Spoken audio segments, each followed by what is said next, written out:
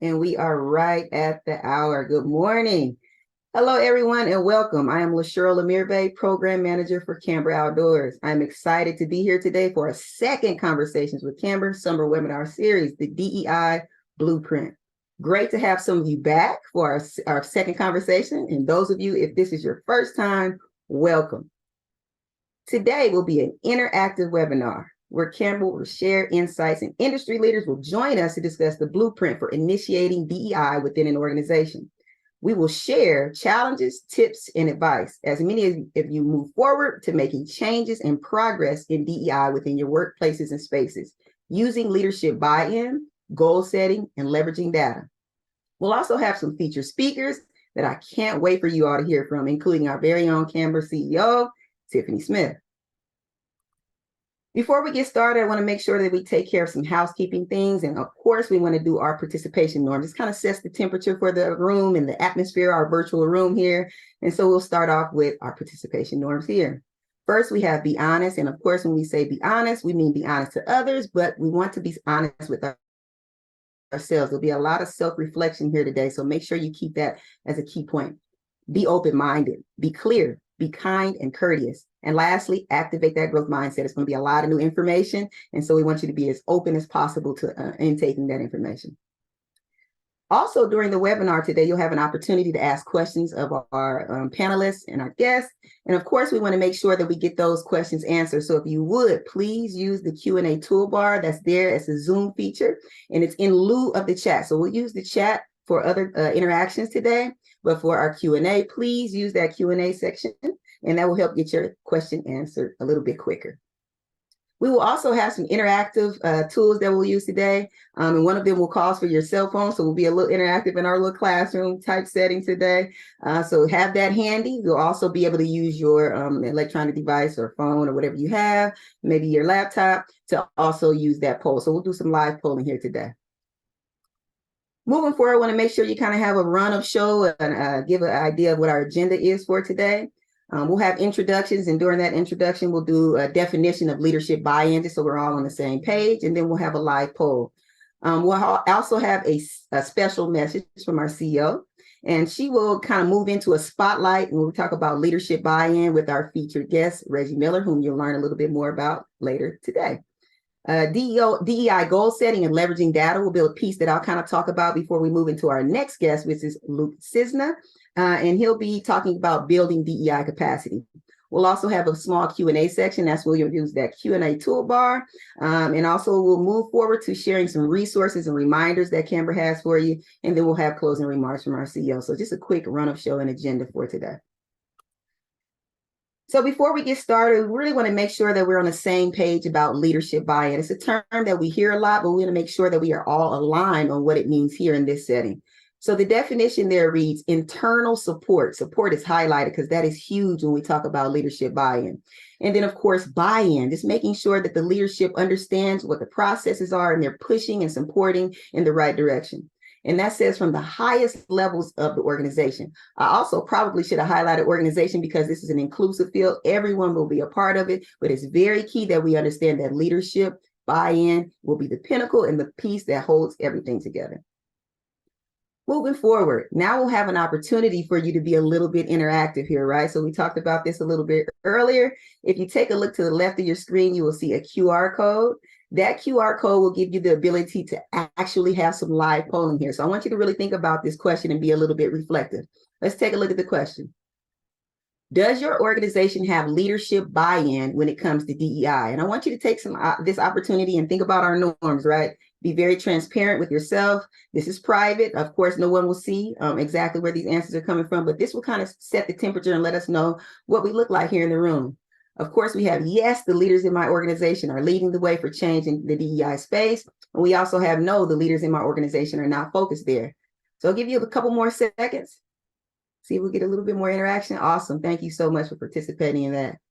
As you can see, and we'll continue to let this kind of cook a little bit more, we're at about 63% or so who, yes, we're kind of bought in, but we still have a nice chunk there that are not there yet. And so that's a great segue into our conversation. It kind of lets us know where we are and also some self-reflection about yourself and your organization.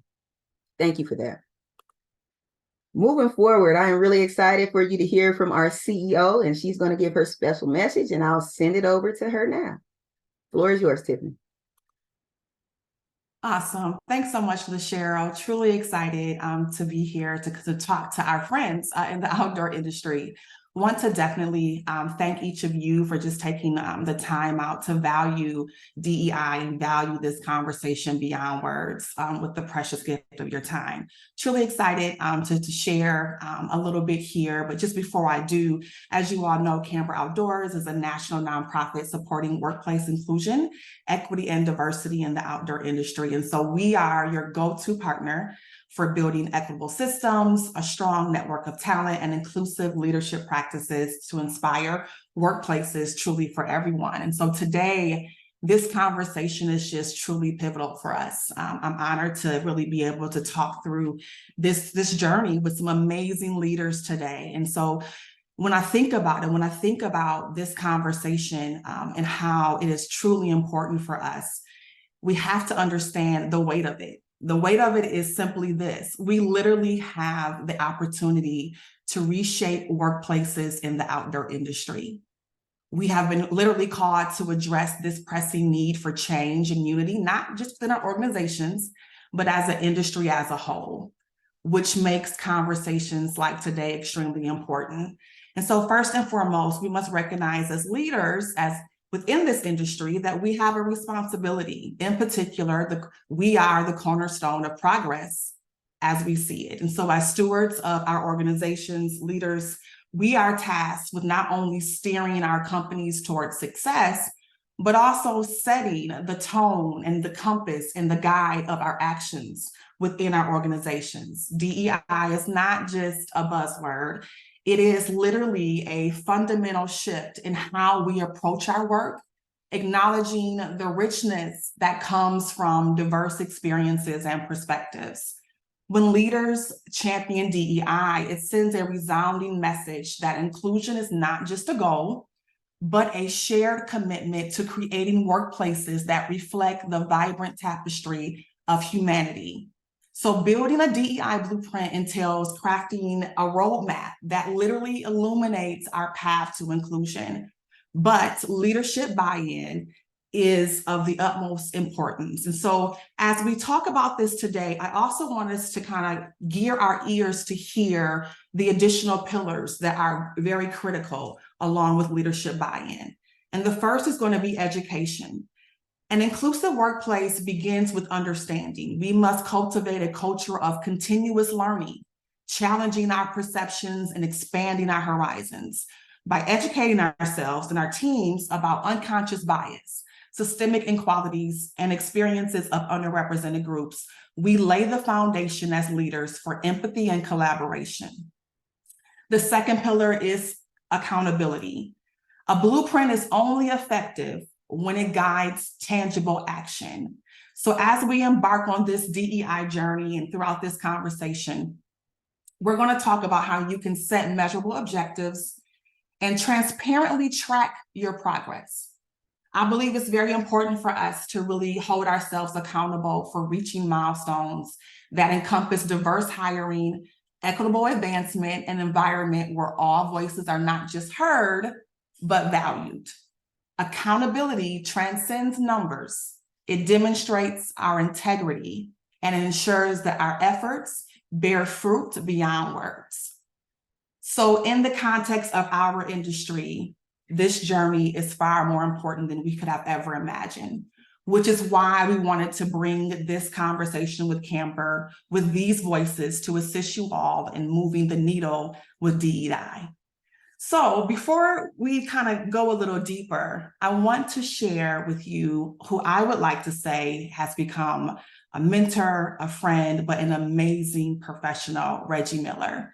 He is the board chair for Camber Outdoors, but he is also a U.S. Army vet. He is a former instructor and facilitator for the University of Phoenix. He is the guru of DEI. His current role as the VP and Global People Diversity and Equity Inclusion Officer at McDonald's. He has led global inclusion at VF Corporation, as well as Walmart, and talent and acquisitions at Tyson Foods. Reggie has been listed as the top 50 and the chief diversity officer in the National Diversity Council magazine, and we are elated to have him join us today. It's funny because Reggie and I, we frequently meet often. And so it's like literally like you're going to be joining in on one of our personal meetings or conversations. And Reggie has such a wealth of knowledge around leadership buy-in from a global aspect as well as an industry focus. I am elated to welcome Reggie to join me along with this conversation. Reggie, welcome to the conversation and welcome to Conversations with Camber. Thank you for having me, Tiffany, and I'm glad to be on the air, and good morning or good afternoon, depending on where you are in the world, to everyone who's on the call. Awesome. So Reggie, let's just jump right on in. I'm excited for us to have this conversation around leadership buy-in, and with your experience is with larger organizations that span literally the globe and touch internationally, you are, I would say, the best person to have this conversation with. So my initial question to you is, why is leadership buy-in crucial for successful DEI implementation? It's interesting that you bring that question up, and because I think to your point earlier, it's very, very important. When you think about any organization, whether we're talking about Camber, whether we're talking about the respective brands and the people from the brands that we have here on the call, it really starts in a very, very simple way. And that is what your CEO deems important is what gets done within your organization, right? And so both having the CEO and his or her C-suite truly engaged and bought into how we really drive the work of inclusion is imperative. I mean, you talk about a blueprint, that is the foundational step in the model. Because if you don't have buy-in from that senior leadership team, then you're just out there doing stuff. And that is not going to have the same impact, nor truthfully the same allocation of resources you would unless you have that senior leadership buy-in. So to me, the first stage in that blueprint and that roadmap that you talked about is having that leadership buy-in. That's great, Reggie. And when you talk around leadership buy-in, you talked about specifically around CEOs and the C-suite and the upper level management. What does that look like? Can you give us a vivid picture of what does that look like for the leaders to initiate or to have those different pieces? What does the model look like? And what have you seen within organizations inside and outside of the industry? Well, I think it starts with understanding what's important to that leader and that leadership team. Because when you talk about DEI, everybody comes at it from a different angle or a different perspective. Now, everyone's path or journey to how they get there is not the same, whether you're from a marginalized or historically underrepresented community, or whether you haven't experienced the level of prejudice or racism or discrimination that others have. It doesn't mean that you still don't empathize or you still don't have a way in which to engage, right? For some, it might be that they have, they're a girl dad, they have daughters. For others, it might be that members of their family who represent a specific community. Regardless of what it is, everyone has their path to get there. And so that's the first start, is really the personal connection, I believe, into wanting to be inclusive and wanting to have an organization and a culture that's inclusive. I think the second thing that you have to do is you got to really talk to the leaders in a language that they understand. And what they understand is ROI, profit, the movement and sales, engagement with the consumer. Those is the language that they talk to. And so to try and talk about DEI without even thinking about those things is also a falsehood as well, at least from my perspective. And so being able to connect not only inclusion as the right thing to do to the business model and the valuable problems that you're trying to solve as an organization, I think is the key to leadership buy-in. If I can tell a quick story.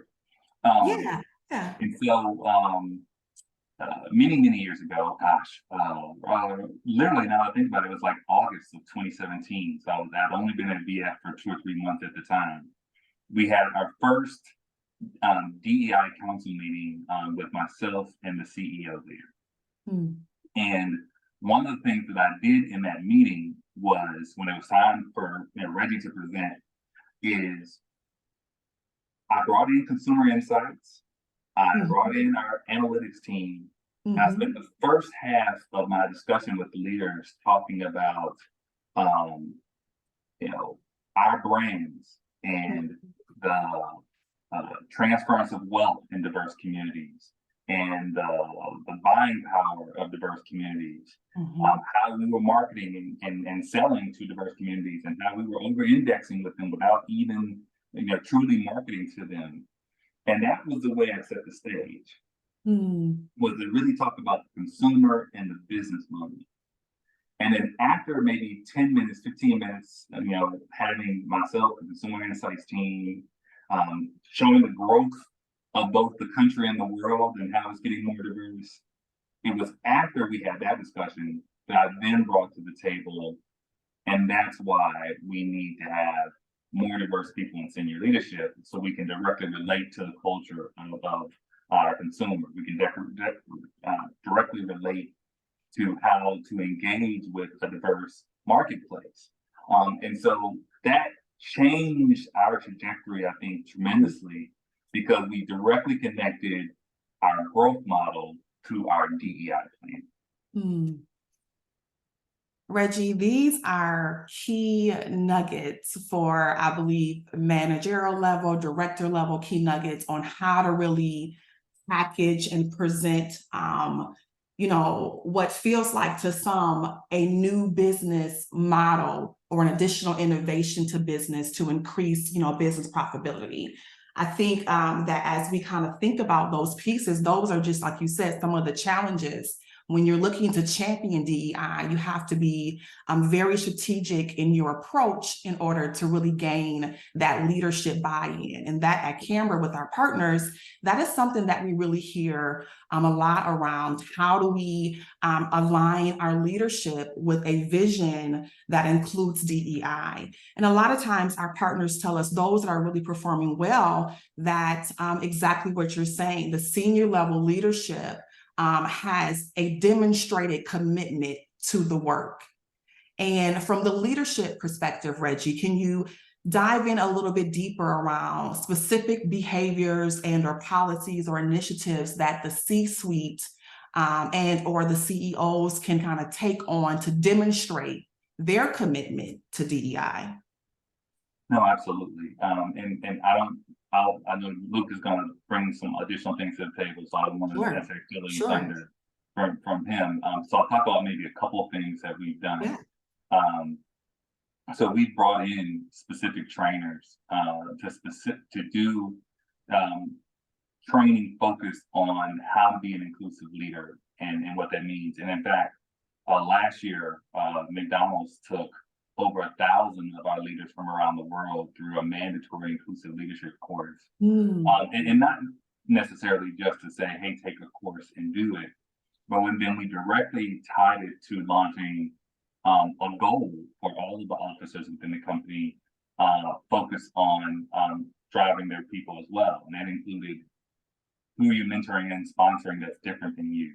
How do you consider DEI when you look at the talent pipeline? And then how do you build an inclusive culture within your teams as well?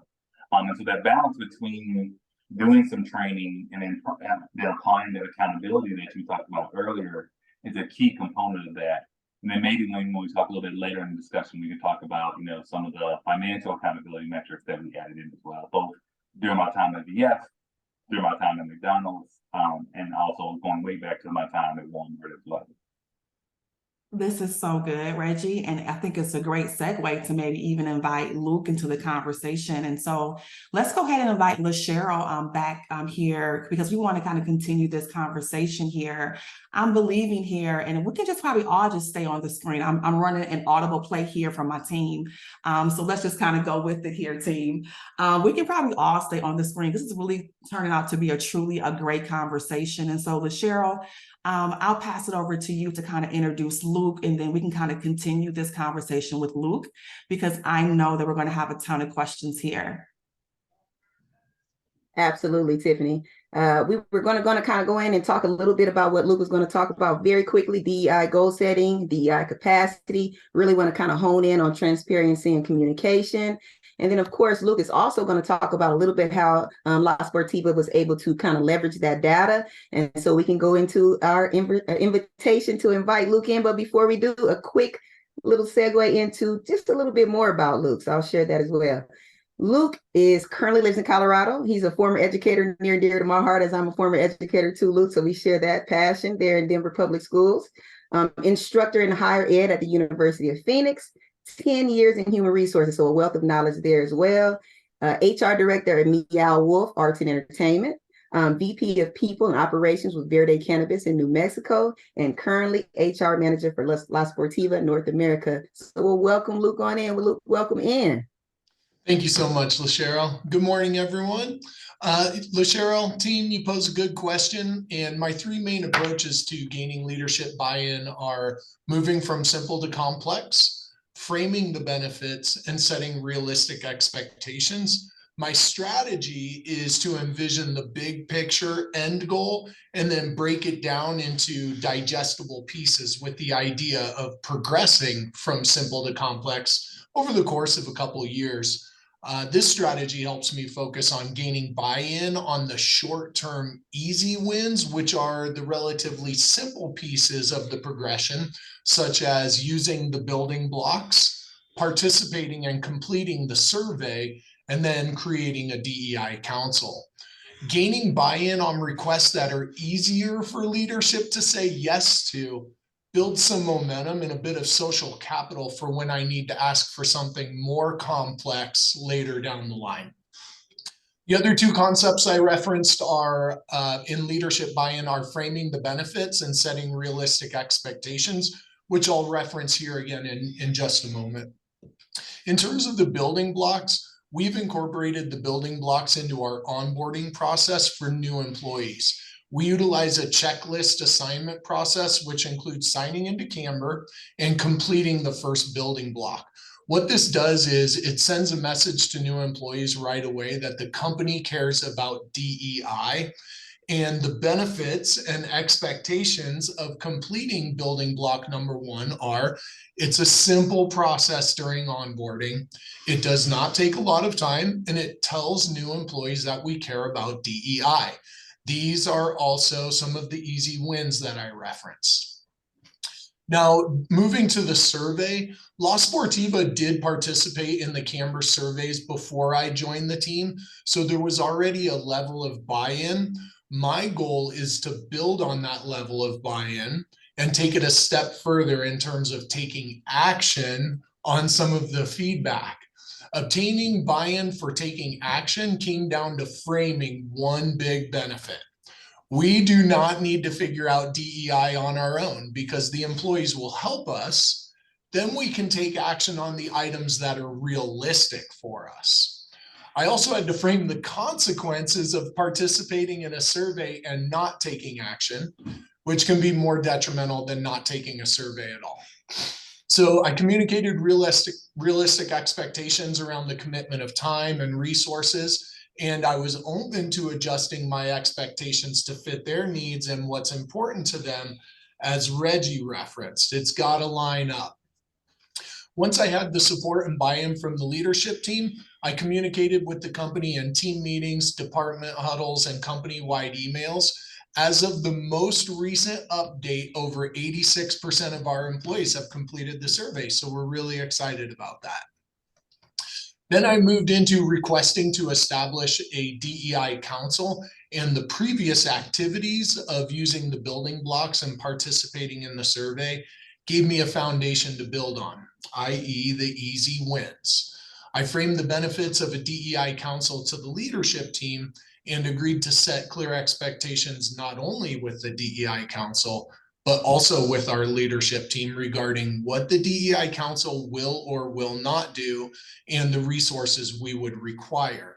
This came in the form of our DEI council charter, is what we call it. And again, I was open to adjusting my expectations to fit the needs of the leadership team. I also communicated with our leadership team that I was partnering with Camber to provide me with guidance. And since our leadership team sees Camber as our trusted expert partner, this gave me credibility and it gave me some buy-in. So Camber's engaged with me since day one, whether it's answering questions, setting up meetings. They've even participated in our DEI council meetings and overall just pulled us into partnership. So I feel supported by Camber in this journey, and that creates a sense of confidence in what we're trying to do. So to close, I do just want to make sure to express my gratitude for Camber's partnership. And yep, thanks for letting me ramble on. Luke, we really appreciate that. Thank you so much. It's been a pleasure to work with you. We've learned a lot from each other, and I know that continuation will kind of move forward as we continue our partnership. So thank you. Some awesome gems that you shared right there. I hope that everybody was kind of able to pick those up. Tiffany and Reggie, great conversation. We appreciate that as well. It's not every day that we get these conversations, y'all. So this is important that we now take this opportunity to really engage and kind of pick the brains of these people that we have. It doesn't happen all the time. So let's get those questions in. It's a great opportunity to use that Q&A toolbar. I know I have some awesome questions in there already. I'm really excited. So I'll invite all of our guests back on. And at this time, we will use this to kind of get those questions answered. So I'll put some of those questions up. We have some great ones here so far. We have one here from Chris. It says, how can you get your leadership to move from caring about DEI in theory to actually practicing inclusion, equity, and justice? Love that. When it comes to matters, or may it not be easy to cauteless to do this. So I just want to kind of throw that question out there. Maybe Reggie, you can take this question and we'll kind of ping pong it around. Sure. I mean, Luke has a perspective on this as well. A lot of times when I talk about inclusion, I talk about it as a competency, right? And so if you're building a competency around math, if you're building a competency around anything, there's two steps, right? First, you have to understand it. So that's the head. And then there's behavior change, right? So once I understand the concept, I'm going to do that math problem a little differently, or hopefully better, right? So first you got to get it in your head, and then the behavior change takes place. The difference with the competency of inclusion is that there's a heart share model in there as well, because I have to care enough about an individual or a group to open up space for them, to give them a seat at the table, to do the things to make people feel welcome, comfortable, and safe, which is what's perfect for inclusion as well.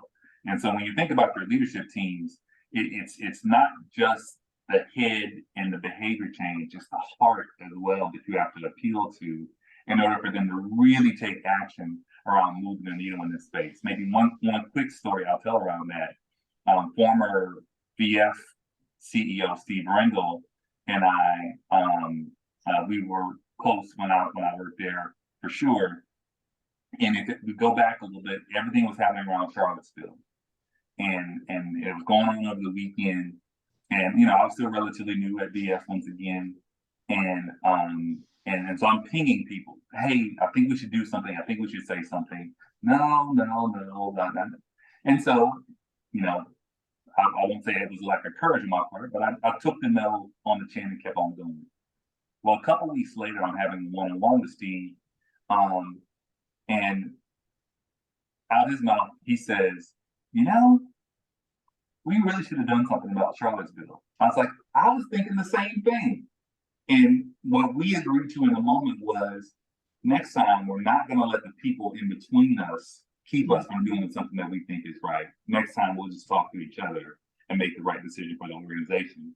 Fast forward that to George Floyd, and when everything went down with that, I was able to pick up the phone with him. He set up a call with his entire leadership team the very next morning, and we put things into action that day. It was on Saturday, that day. that really drove our response to that as an organization. So, but once again, the head, behavior change, and how you're appealing to that heart share is an important piece.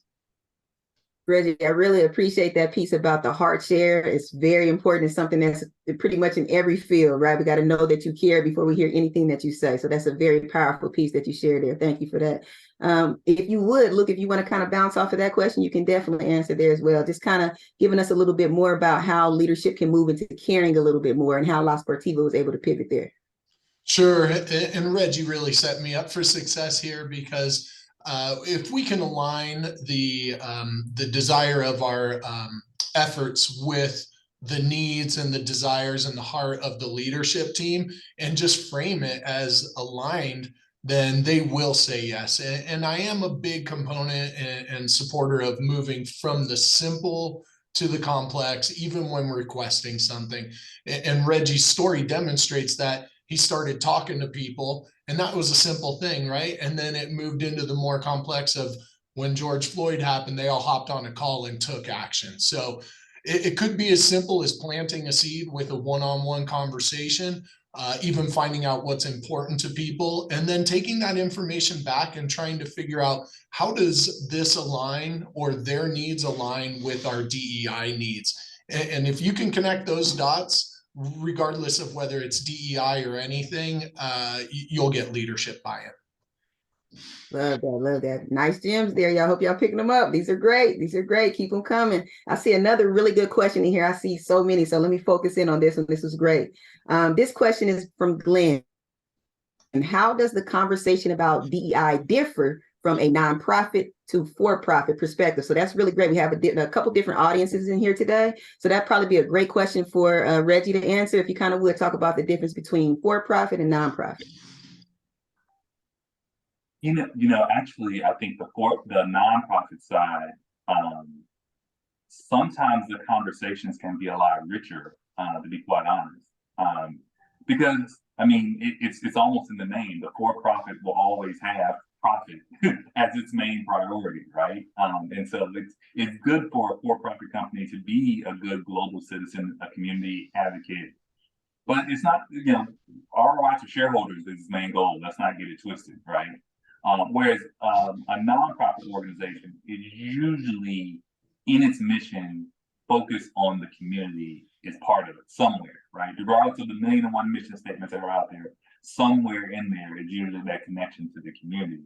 And then, one of our strategic pillars around DEI is represent the communities that we serve. Because here at McDonald's, we're in 14,000 restaurants here in the U.S. and 40,000 around the world. But if you look at our communities, they are diverse. If you go into our restaurants, they are diverse. And so to not have DEI as a part of our strategy would just be a miss. In fact, it would be a slap in the face to not only those communities that we're in, but also the employees who walk through our doors each day to try and serve each of our customers. So I think the nonprofit organizations, because of that connection to the community, have a unique place to really dive into this deeper in a way that could be, in some ways, more meaningful, maybe is not the right word, but definitely very meaningful and very impactful when I think about this. Awesome, Reggie. I appreciate that perspective. I think that's very important to point that out with the audience that we have in the room today and the attendees. So great question. Thank you for that answer. Have another question here from Angela. This is a great question, kind of about the BIPOC community and kind of getting to that C-suite level. So she says, while we see an increase in BIPOC being hired, how do we get C-suite executive leadership to buy into DEI at their level? So maybe, Luke, if you could, maybe at La Sportiva, you can talk a little bit about, how you were able to get your leadership to buy in, also you being part of that leadership team and kind of how you smooth things over from one point to another.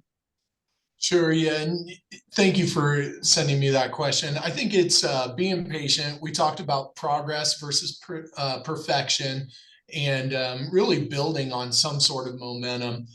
There's no one right answer for this. So I think you really have to build relationships, understand the needs, and then have a plan. But at the end of the day, I think Reggie might have a little bit more to add on this than myself. Those C-suite positions can be kind of challenging to fill at any level. So Reggie, will you help me out with this one? Yeah, I will. you know, it's tough. Let's just start off by saying it's tough, right? And when you think about, maybe go down Reggie's sort of storytelling for a second, I think there's like 4 big jumps in everybody's career. I think the first one is going from hourly into salary or hourly into management. I think the second one is going from manager or senior manager to director.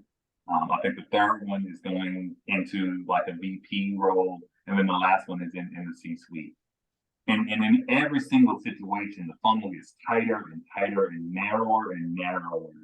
And so it's very, very difficult. And it takes a lot of not just talent, but luck, but just a lot of things in play. The challenge, I would say, is that for your most talented, diverse, and women and people of color and LGBTQ and veterans and people with disabilities that are out there that are even qualified to take on roles, whether we're talking about nonprofits or in corporate America, people have not always had access to be able to take on those roles. We're really only talking about the last maybe 30 or 40 years, where if you weren't an entrepreneur, you had access to be a VP or a senior VP in a corporation. Now we have at McDonald's franchisees going back to the 70s that were Black, but it's a somewhat of a new phenomenon. So because you have a finite number of people and everybody just about made commitments around increasing the diversity of the senior leadership team post George Floyd, then it's a very, very competitive market for those folks. And so you have to make the question, you have to answer the question for your organization, are you going to buy or are you going to build?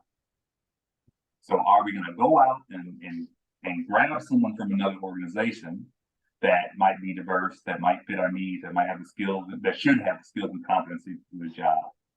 Or the more long-term play, like Luke talked about, where we're going to take our internal people and build them into that position, be it diverse or not. And understanding that equation is essential for an organization. Usually somebody has a little bit of both. Maybe they're 60-40, build or buy, whatever. But I think it's a very important piece to really think through. And especially if you think about the outdoor community where there's not a lot of the executives of color, there's not a ton of women in senior leadership positions, where it's even the fact that maybe we have to go outside the outdoor industry to find this talent. Maybe we need to pull them from a retailer or from a fashion house or from somewhere else in order to bring them over. Those are all things that you have to go through when you look at your talent matrix. Love that. That's a great segue into the next conversation, but I really wanted to kind of point out that buy and build. That was very powerful. I hope everybody was able to retain that. And that was great. Thank you for that, Reggie. Nice pitch to that over there for Luke. Thank you. I'm going to kind of combine this question, kind of see if we can get 2 of them answered for this final one. So bear with me as I kind of put it together. Maggie says, could you share examples of how leadership can influence the pipeline for talent beyond hiring metrics, right? So thinking about kind of how to get more people of color, BIPOC community into the door. And then the secondary piece to that question will be, how and where do we find trainers to speak on DEI and present to the staff once we have that staff there? So I kind of combine that question. You can chop it up however you want. I can send it over to you, Reggie, first, and then we'll come back to Luke. Yeah, I think it's, if I can answer both questions really fast. When you think about leaders and their buy-in, the question I always pose to leaders are, within your discipline, who do you know that doesn't look like you, right? So if I'm a marketing person, if I'm a finance person, if I'm a supply chain person, and all of my contacts, everybody that I know, everybody that I would call tomorrow to take a job on looks exactly like me, then that's a problem. That the leaders should be getting to know people that are different than them within their discipline in order to help feed their talent pipeline. Now, some of those people will be within their organization, but truthfully, probably 2/3 of those people need to be outside of their organization, right? And so whether it's organizations like most recently, there was the Association of Latino Professionals in Finance and Accounting, who had their event in San Antonio, or tremendous number of other diverse organizations that are out there. You got to know people that are in the space that you're in that look different than you, just being really frank, right? Because if it's only one perspective of what finance or supply chain or marketing or whatever, HR looks like, then how will you ever get more diverse people in that talent pipeline? On the second side, there are a number of great, diverse DEI leaders that are out there that do a great job of not just training, but also speaking. I mean, there's almost too many to name. I think about Jose Gonzalez here in the outdoor industry. I think about people outside the industry. My good friend Amber Cabral is somebody that we use a lot when I was at VF. The former DEI leader at Netflix. Oh gosh, and now her name is escaping me right now. We had her speak at VF as well. But there, I think about Kenji Yoshino, who had the book on Uncovering many years ago. So there's tons of leaders that are out there that could do a good job. What I will say is, make sure you do your research, because there was an influx of DEI consultants who hung up their shingles post George Floyd. Not everybody knows what they're doing. So make sure that you do a little research, do a little diligence, and see if there's recommendations out there for some of these folks. Because once again, not everybody is good that is out there, but there are definitely a ton of people who are good that you can lean on. One group that I've done work with is White Men as Diversity Partners. Another group is Deanna Singh out of Milwaukee, who just did some training for my team a couple of weeks ago. So there's tons out there. Thank you for that, Reggie. Thank you. Luke, did you want to speak towards that as well? Sure. Yes. In terms of finding the trainers and the speakers, first, research for sure, without a doubt. And second, on top of that, build the relationships and get to know the individuals. And if they have lived experience that will add value to your company, I usually look for people who have an experience that is different, right? Like they look different. They've come from a different culture. They've come from a different background. They've done something different that can give me education on the diversity of life. In terms of the pipeline, the pipeline can be influenced by the front level, the first level people who are building the pipeline, because the pipeline's a funnel, right? And it gets smaller and smaller. So who are we inviting into that pipeline? And talking to your hiring managers about the benefit of a diverse set of pipeline, and where are you sourcing these people from? If you are always getting referrals from your friends and your friends all look like you, then you're going to hire a bunch of people that look like you and your friends. If you try something different and source candidates from a different job board or recruiting firm, a diversity specific job board or recruiting firm, then you'll at least mix up the pipeline to present to leaders. So I would challenge that the pipeline can be influenced by the front level workers and recruiters and people who are inviting the applicants and candidates into that pipeline. Really like that, Luke, speaking towards the organization and making sure we're not pinpointing one person or one group within an organization to take over that whole responsibility. That's a lot. It's a heavy lift. So I love the way that you both spoke about really making sure that it's an entire group working together. Everybody is leading in the process. That's outstanding. Man, so many powerful questions in here. Maybe time for one more. I know I said one more, but one more. This is a really good one. And it kind of speaks towards the individual as we're really thinking about the blueprint. Chris, you had a great question I have to share. It says, how do you ensure that your work in DEI isn't used as an alibi for bad behavior? Then he talks about kind of, as we learn the language, it's changing every day. We really want to make sure that we're being abreast of that language. How you make sure that that language is not weaponized and used against you if you do make those mistakes. So just kind of creating that environment. How do you set the tone in your organizations for that? Last question. Well, I will say one of the things that's central to inclusion is trust, right? Is there trust between the leader? Is there trust between the peer? Is there trust between you and the subordinate in order to ensure that you have an inclusive culture? And one of the things that is challenging and can be difficult is that not 100% of the people are going to get on board. But just being really frank, not 100%, but 100% of the people are going to get on board with it. And there will be some people who weaponize it, right? Perfect example of that is once it's happened everywhere I've been. Once you make available and talk a little bit about discrimination and harassment, the first thing that happens, right, Luke, is that your discrimination and harassment claims actually go up for a little bit, right? Once you talk about it a little bit more. And so some of this you have to understand that there is going to be a sort of cost and effect of that.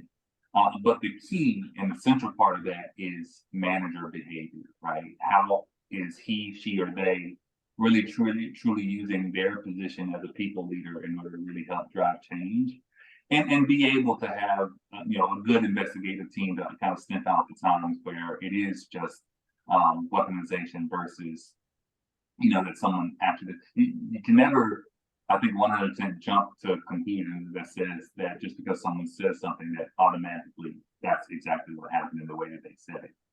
But there it does happen. I'll just be completely transparent. But what you don't want it to become is an alibi for being stagnant, right? Because I'm afraid that it'll be used against me, then I'm just not going to say anything. Or because I'm afraid that I'm not going to say the right thing, I'm just not going to say anything.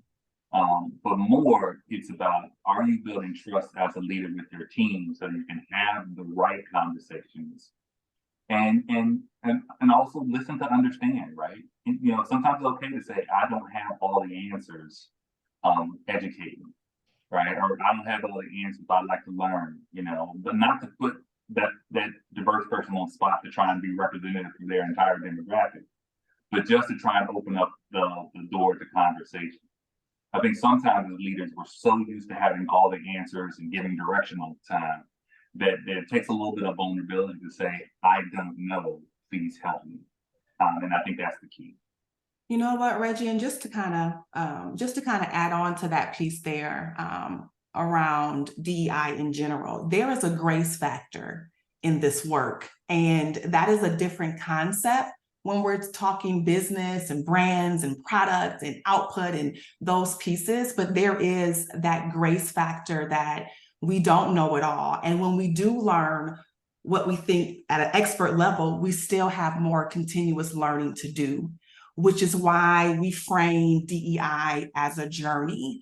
You think, when we've done all the courses or we've done all the training, so what's next? What's next is continuous learning. What's next is continuous grace around the topics, understanding that we may have put a system in place in 2020 that now in 2023, we have to redirect because our country is changing, our demographics are changing, the language is changing again. So that, causes for us to really look at how are we as leaders? Do we really have a pulse? And so being really agile, having that element of grace within the business construct, I think is also something that we have to really be conscious of as DEI leaders, because we have to make sure that as we're leading our organizations, that we truly have a pulse on not just our team members, but what's happening within our country.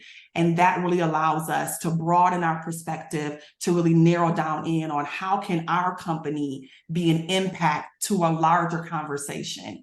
And to me, that's really what leadership buy-in and DEI is really all about, especially as we have a ton of people right now on this call, wanting this information to really move the needle around what it really looks like. Just such a great point. I had to jump in. LaShera, real quick. Very on point. I love the insight on journey over destination. This is definitely a journey that we're on. It's a spectrum. It takes a while to get there, and sometimes you got to iterate along the way. So I love that perspective. Thank you for that, Tiffany. Luke will give you the final word. Hey, great. All right. Well, I think as Tiffany pointed out, it's a constantly changing environment. And so the answers we give, they depend, right? It depends on the environment. It depends on the trust. It depends on the relationship. And so to a degree, you've got to pick your battles, understand the environment and navigate through that, knowing what your relationship can get, what your social capital can get, what's important to the leadership team, and don't try to apply a one size fits all to all of this stuff. It really does depend. And so that's understanding your environment and then learning how to navigate it. And that takes time. Again, I think I was a guy who wanted to see instant results, and people had to reinforce, be cool. It takes time, progress over perfection. And that really is starting to settle in with me. I mean, we're really trying to undo hundreds of years of this stuff. So patience, it depends, learn the environment and navigate based on your understanding of those relationships in that environment. Luke, thank you so much for that transparency. It's so important for our audience and our attendees to hear that journey, right, that you were on, right, of being able to change and manipulate the situation as you grew as well. So again, I want to thank all of our featured guests. You all have filled our cups today. We really appreciate it.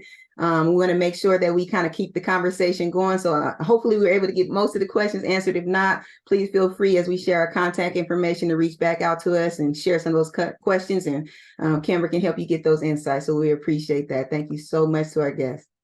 At this point here, we kind of want to make sure that we kind of give a little bit of a recap about some of the conversation that was had, right, about the DEI Blueprint. What you're looking at here is kind of the spectrum of the leadership buy-in and the steps, right? And these are some of the steps that the guests went over today. And we really want to give you an opportunity to just digest that. So as you look through the screen, of course, the first thing that we really honed in on was senior leadership buy-in and really getting the organization from the top down to understand the importance of the DEI work that's being done. So that's critical there. Moving forward, we have some goodies for you. So we want to make sure that we share this important resource for you. This is the Camber DEI Blueprint. So we'll be sharing this. Our Camber team is going to drop that into the chat for you. What will happen is you'll be able to get your own copy of the DEI Blueprint. So you'll be walking away with that today as a complimentary piece from here at Camber. So the first thing you'll do is take a look at that. And if you look here at the steps, it will kind of walk you through. You'll be able to use this blueprint tool to go back to your organizations and carry on the conversation that we had today. If you look down a little bit further, you'll see in step 3 that we have a QR code on that document, and that's going to send you to our DEI building blocks, which gives us opportunity for you to take that DEI building block course on leadership buy-in. So this is a nice little complimentary gift that you have as a takeaway here, as you were able to soak up so much knowledge today. So we wanted to make sure that conversation carried on. If you have any questions about that, let us know, but we'll also share this as a recap when we send out our post-webinar information. We also want to make sure that we invite you back for the next conversation. These are cooking up. They're getting good, right? So the next one will be the power of allyship. That's going to be on September 27th. And we really look forward to having you all there for our last series piece in the summer series. And then we'll move forward to some other pieces that we'll share with you as well. That'll be on September 27th at 10 a.m. Mountain Time. So save that date, mark your calendars. The last piece we have here is that we want to make sure that we are continuing to keep this conversation going, but we want to get insight from you on how we can best improve our practices here within our webinars, guests that you would like to see, things of that nature. So take some time to fill this out, and we'll also send this back out as a recap as well. Our Camber team will also drop that link into the chat. I know we got some links flowing here, but we'll provide those also a little bit later. Lastly, we want to give an opportunity for our CEO to come back up and give us our closing remarks. Tiffany, the floor is yours. Thanks so much, LaCheryl, and a huge thank you to Reggie and to Luke, and a huge thank you to all of you that chose to join us today for Conversations with Camber, the DEI Blueprint. We heard a lot of conversation today. We wanted to make sure that you didn't just walk away from this conversation without having the resource or the tool that you needed to put things into action. And so please utilize the resource today. And we did hear a little bit around looking for people to come and speak and to come and host at your particular shop or your headquarters and things of that nature. And believe it or not, Camber will be everywhere. And so if you are interested in the Camber team coming to support and host any of your trainings or coming to support you in any way, we are more than happy to be that resource to you all. Just remember, as you're building a DEI blueprint for the outdoor industry, it's not just a responsibility, but it is a privilege. We have this opportunity to mold the industry that embodies unity, respect, and empowerment. Leadership buy-in, education, accountability, representation, all of these pillars form the bedrock of this journey. Let's not merely speak of change, but let's act. Let's not just open doors, but let's shatter barriers. Together, we can craft an industry that leaves no one behind and ensures the great outdoors truly belongs to everyone. Thank you all again for this wonderful conversation. Until we meet again, be the change that you want to see in your industry. We'll talk soon. Thank you, Tiffany. Have a good one, y'all. Thanks for joining us.